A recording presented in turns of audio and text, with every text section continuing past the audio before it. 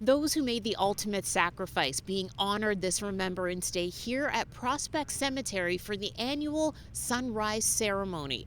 This happened here in the veteran section of the cemetery for the 92nd year in a row.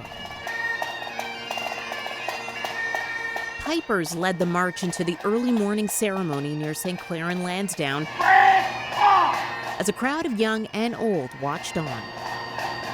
But when it's cold and it's wet, you just have to remember the young Canadians that had to endure that year over year for us to be able to be here today. The ceremony was started in 1928 by members of the Ladies' Auxiliary who would place poppies on each veteran's grave on the morning of November 11th. That tradition kept alive by sisters Marjorie and Betty, who placed the flowers on their father's grave this morning. Our father was in the First World War and World War, and we wanted to be here and to, as they say, for the service for all of them.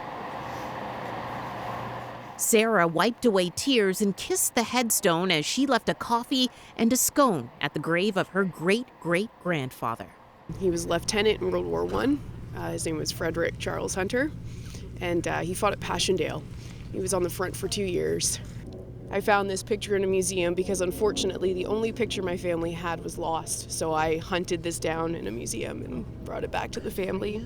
But this is his son right here, Harmon Hunter, and he was a tail gunner in World War II, and he also survived. Yeah, he was awarded a Ruby Caterpillar because he successfully jumped out of the plane that was going down, but he rescued the pilot as he was doing it. So, true heroes. Mayor Tory was among those who laid wreaths at the Cross of Sacrifice.